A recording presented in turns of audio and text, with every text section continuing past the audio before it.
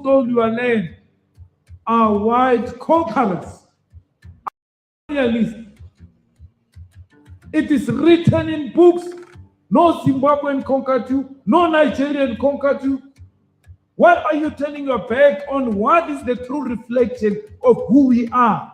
You say Zimbabweans take your job, Nigerians take your jobs, and you march and close shops and beat up people.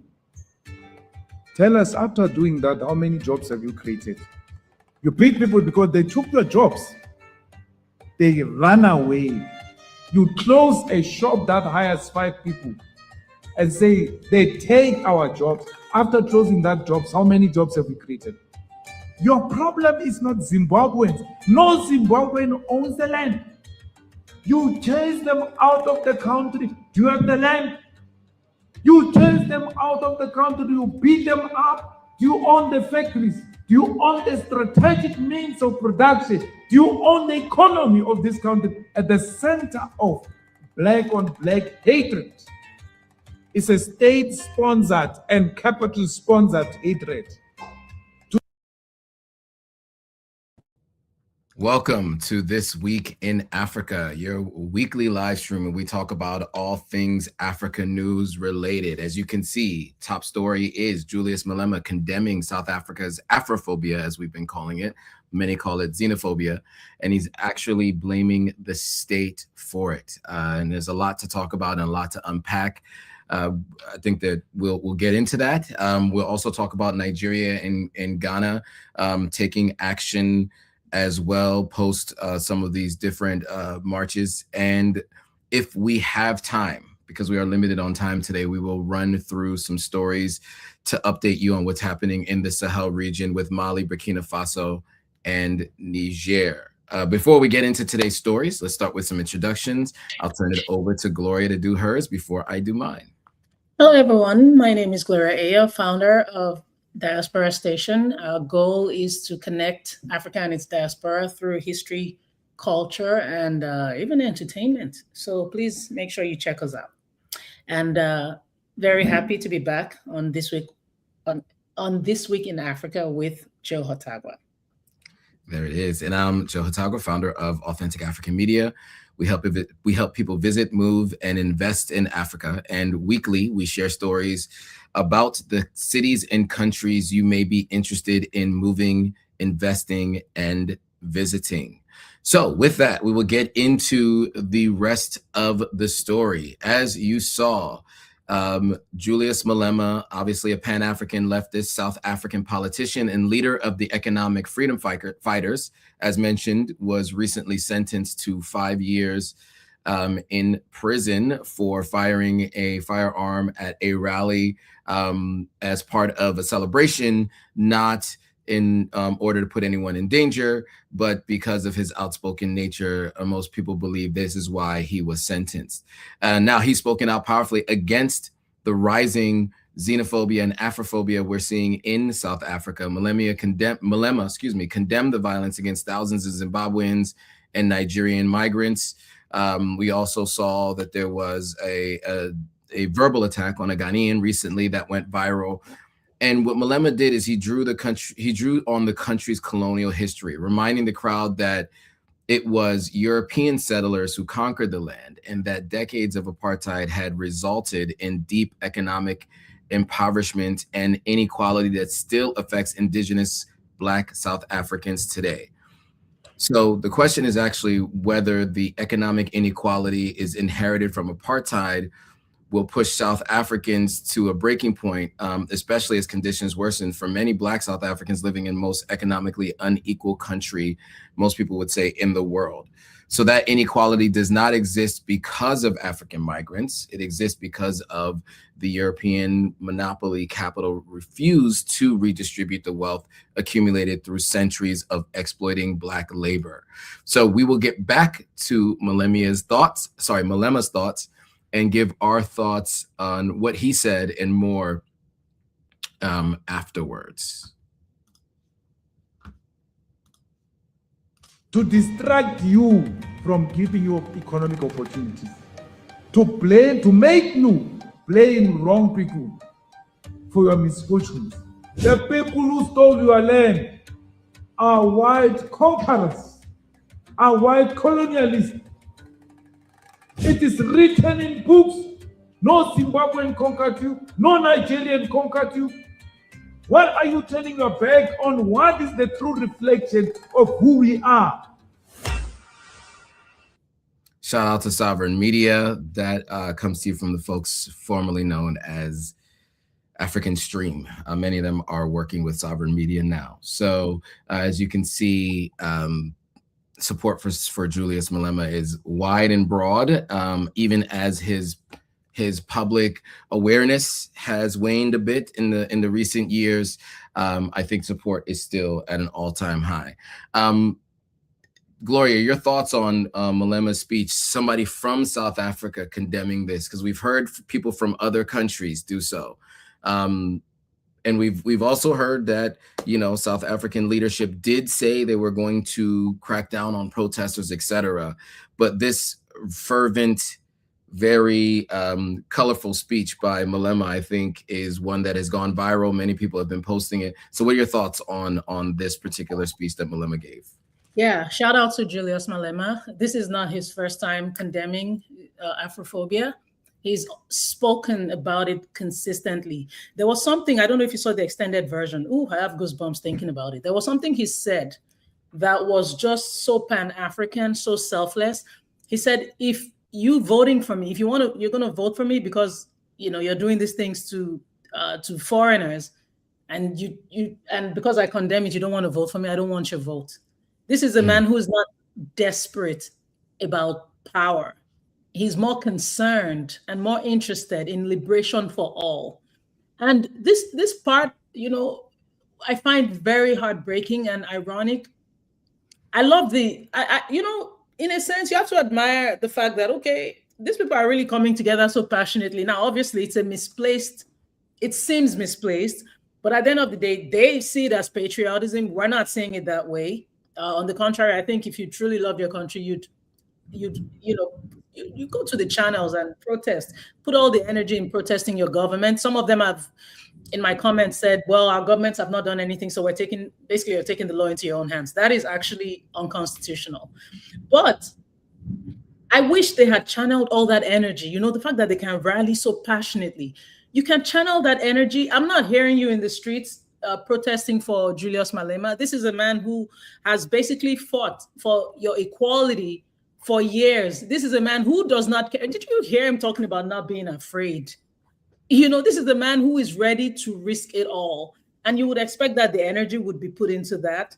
But honestly, Joe, I don't think it's a conclusion, but what I have made peace with is the fact that, unfortunately, you know, sometimes somebody could be in a state where no matter what you say, they don't get it.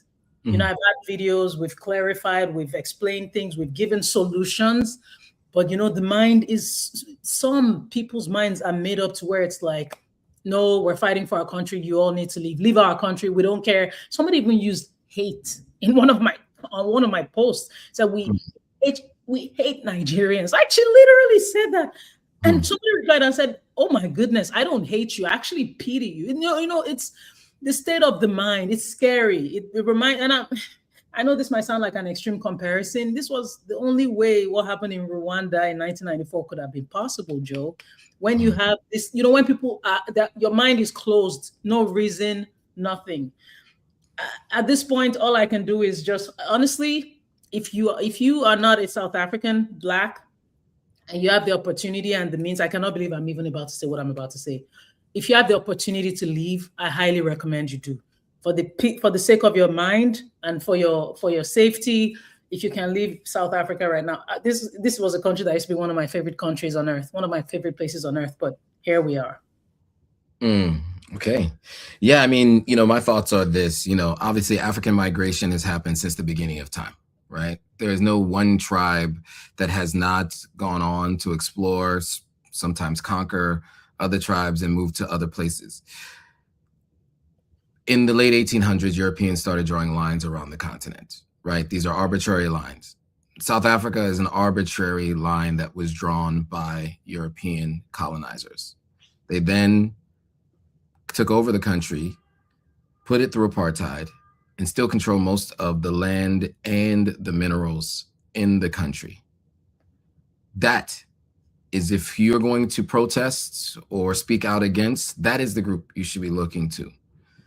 African migrants are not who put you in the position that you're in, which is what Julius Malema just said in that video and has said many times before.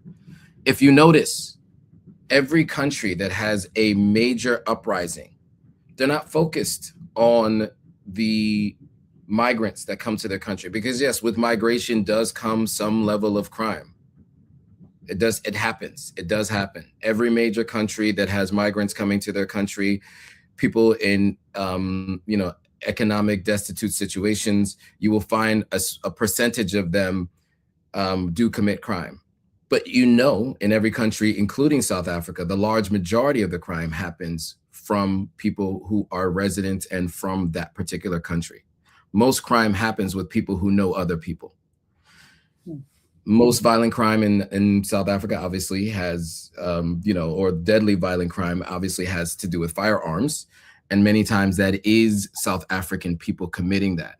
If you really, really want to change the economic situation in the country, you have to change somewhat of who's in power. I know that the political systems and political parties do not always change everything for the good, but you have to start to work to curb some of the greed and some of the exploitation. And if you want to do that, the group like the Economic Freedom Fighters seem to be the one group that is solely focused on that, right? That seems to be their general focus as a political party. So, there are opportunities to take it into your own hands in that way. And as I'm saying, I'm not excusing any violent crime or any potential, human trafficking and all those kinds of things that are potentially happening in South Africa. But again, the large majority of those people who do that, I would say a large percentage of the people who do that are not even Africans themselves. Many times those ringleaders are people from other parts of the world. We'll just say outside of Africa. I don't want to call any specific countries out, but if you look at a lot of these major arrests in neighboring countries or in other countries, you will notice that many of them do not come from the continent of Africa. Yes, some of it does, but your main focus should be on leadership, and that leadership will help to focus on these things. So, it's sad to see. I mean, I think a lot of people have just given up on this topic. But to your point, I think the points of escalation over the last couple of weeks have led me to be very concerned. And I know that we're low on time because we started late, and that's on me. And then of course I have to run out. But I just want everybody watching this to think about one thing. If you feel like something in your country is not working, 80% to 90% of the problem is going to be with leadership and not going to be with the migrants in your country. It's not going to be with the migrants in your country. It's going to have to do with leadership and economic policies and systems that have been in place that allow those who are the wealthiest to get the policies that they want, and those who are in power to continue to increase their wealth without making any major adjustments or changes to the problems in your particular country. So that should be where your focus is. We are running very low on time. I'm just looking at the now. And I really wish that we could go through a lot more stories today. There's at least we should go through the Ghana and Nigeria condemning it. I really wish we could talk about, here's what we'll do. We'll speak to it, and then, because we only have a couple minutes, I don't know if we can, but I will just say really quickly, let me just get to my notes here. I'll just read it, and then maybe if you have any quick thoughts on this. So obviously tensions escalating across the continent as Nigeria and Ghana formally condemn a surge of Afrophobic or xenophobic violence in South Africa. The Nigerian government has summoned South Africa's acting high commissioner following the tragic deaths of 2 nationals allegedly involving South African security personnel. With over 130 Nigerians already seeking voluntary repatriation, the diplomatic rift is widening. While President Cyril Ramaphosa used Freedom Day, his Freedom of J address to remind citizens of a Pan-African support that helped end apartheid. Anti-migrant groups anti-migrant groups continue to hold protests in cities like Johannesburg and Pretoria. Driven by 30% unemployment rate, protesters argue that undocumented migrants strain public resources and take local jobs. And I think one of the things that Julius Malema said is, what jobs are they taking? What jobs are you working that you're not getting? And that was an important question that Malema, who is a leader in country, said. And I want people who are in country to speak to that in particular, respond to what Malema said there. And I'm interested to hear what people say on that front. Any thoughts on Nigeria and Ghana and their actions that they're taking? Yes. First of all, shout out to the Nigerian government, doing what they can to get as many people back to Nigeria. And of course, we know Ghana has been on top of things. But there's something I also want to say that I didn't say previously, that, when you watch Malema's speech, and this is why I say I believe some of our brothers and sisters in South Africa have actually made up their minds on this is the way we're going and we're not looking back. We're also giving, like I said, we're giving solutions. If you listen to Malema's speech, and it's not the first time he would say it, we'll get them arrested. We'll do what we need to do to fix the system. Where are your immigration officers? You know what I mean? These are the kinds of conversations we would love to have. We also want the situation fixed. Now to Ghana and Nigeria, there's one thing I do want to say, because there's also some form of Afrophobia going on in Ghana. And I understand, I want to make it very clear, I'm never going to ever condone people doing criminal things in your countries. But I also do want to speak to our brothers and sisters in Ghana who are also exhibiting some of these traits. Matter of fact, I think after what was going on in SA, one of the people in the streets protesting against Nigerians actually said, yeah, they're kicking them out in South Africa. We're also, meanwhile, your people are also victims of this really horrible act. So it's just not good. We're speaking on a continental level. We're speaking on a Pan-African level. This is not a good look for us. How in the world are we going to come out now to condemn whatever the Afrikaners are doing in South Africa? Because now the whole world is watching South Africa and saying, whoa, if you can do it to your own people, of course you're doing it to whites. Do you see what I'm saying? So we can't be speaking up and fighting for you guys, and then this is happening. But I do appreciate Nigeria and Ghana speaking up. And I want to say that it should not be limited just to those governments. We should have governments throughout the continent coming out in solidarity to condemn this very horrific act.